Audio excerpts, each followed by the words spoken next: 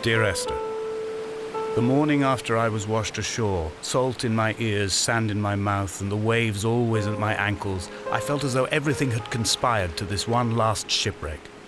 I remembered nothing but water, stones in my belly and my shoes, threatening to drag me under to where only the most listless of creatures swim.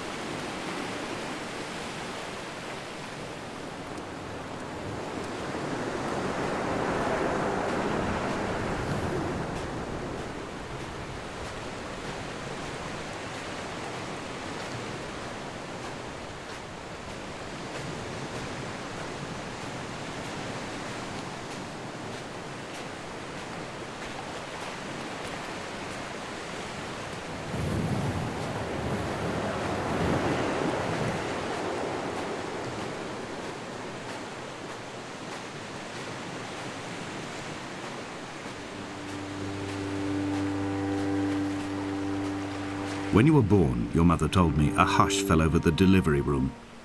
A great red birthmark covered the left side of your face. No one knew what to say, so you cried to fill the vacuum. I always admired you for that you cried to fill whatever vacuum you found. I began to manufacture vacuums just to enable you to deploy your talent. The birthmark faded by the time you were 6 and had gone completely by the time we met, but your fascination with the empty and its cure remained.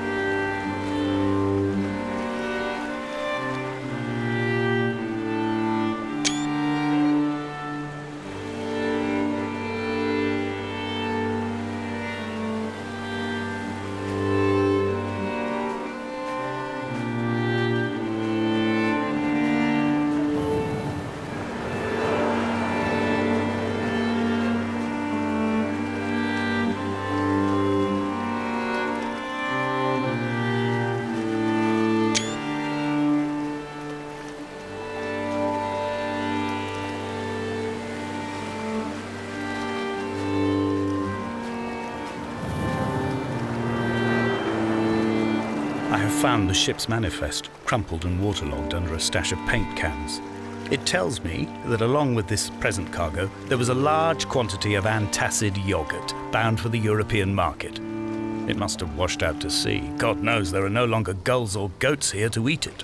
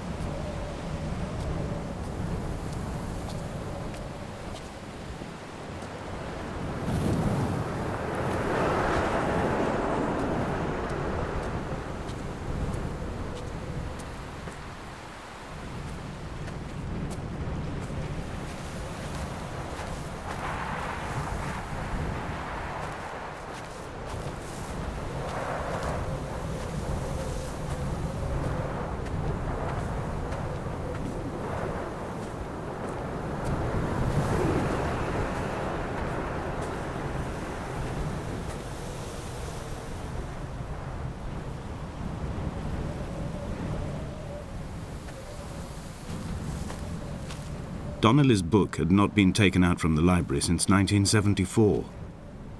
I decided it would never be missed as I slipped it under my coat and avoided the librarian's gaze on the way out. If the subject matter is obscure, the writer's literary style is even more so. It is not the text of a stable or trustworthy reporter. Perhaps it is fitting that my only companion in these last days should be a stolen book written by a dying man.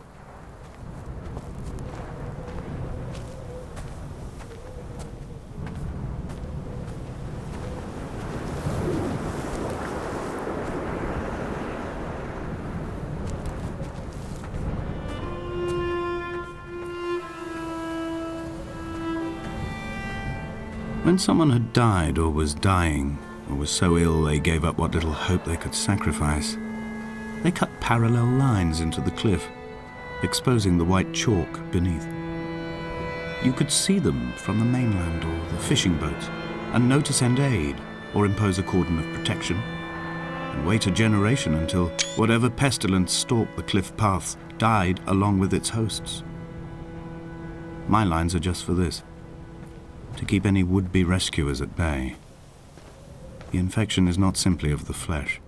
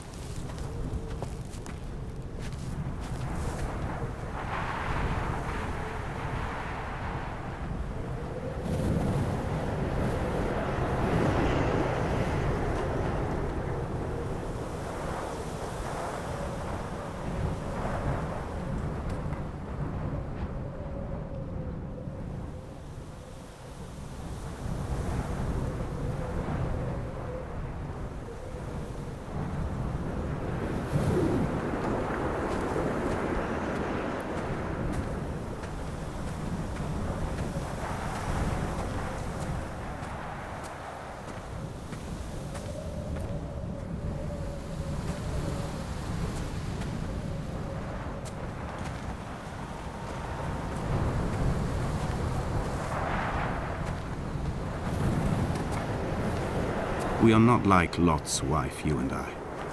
We feel no particular need to turn back. There's nothing to be seen if we did. No tired old man parting the cliffs with his arms. No gifts or Bibles laid out on the sand for the taking. No tides turning or the shrieking gulls overhead. The bones of the hermit are no longer laid out for the taking. I have stolen them away to the guts of this island, where the passages all run to black, and where we can light each other's faces by their strange luminescence.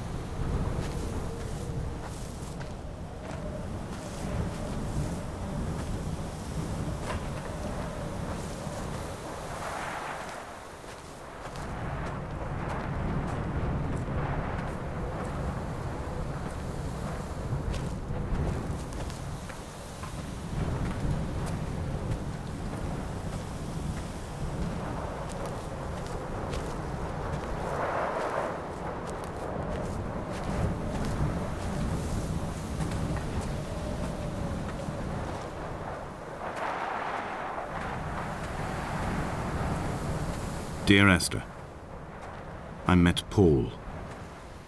I made my own little pilgrimage. My Damascus, a small semi-detached on the outskirts of Wolverhampton. We drank coffee in his kitchen and tried to connect to one another. Although he knew I hadn't come in search of an apology, reason or retribution, he still spiraled in panic, thrown high and lucid by his own dented bonnet. Responsibility had made him old. Like us, he'd already passed beyond any conceivable boundary of life.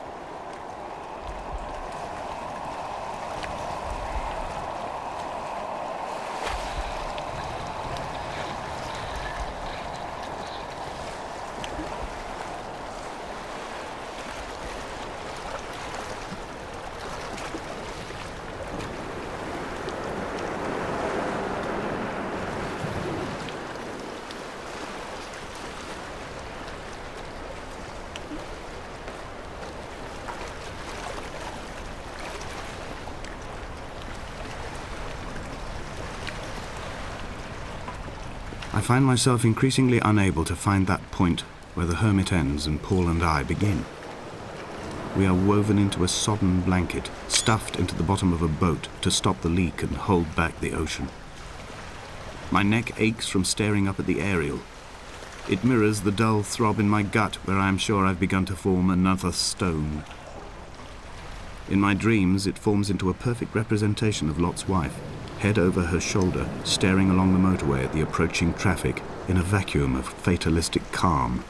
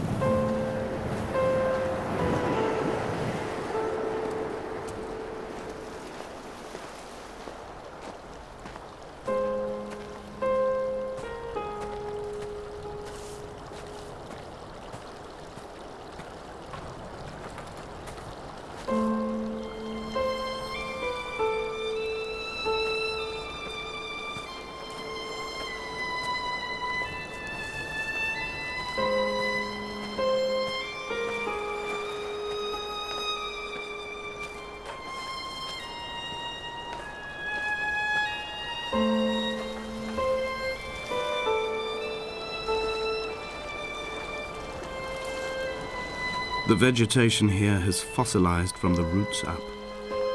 To think they once grazed animals here, the remnants of occupation being evidence to that. It is all sick to death. The water is too polluted for the fish, the sky is too thin for the birds, and the soil is cut with the bones of hermits and shepherds. I've heard it said that human ashes make great fertilizer, that we could sow a forest from all that is left of your hips and ribcage, with enough left over to thicken the air and repopulate the bay.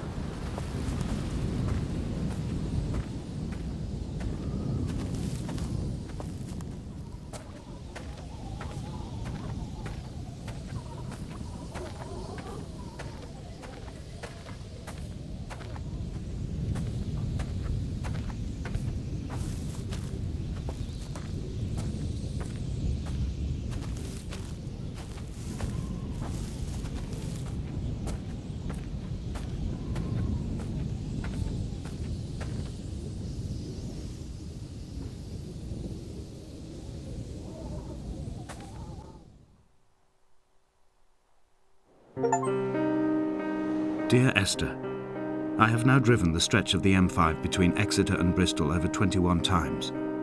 But although I have all the reports and all the witnesses and have cross-referenced them within a millimetre using my Ordnance Survey maps, I simply cannot find the location. You'd think there would be marks to serve as some evidence. It's somewhere between the turn-off for Sanford and the welcome brake services, but although I can always see it in my rear-view mirror, I have as yet been unable to pull ashore.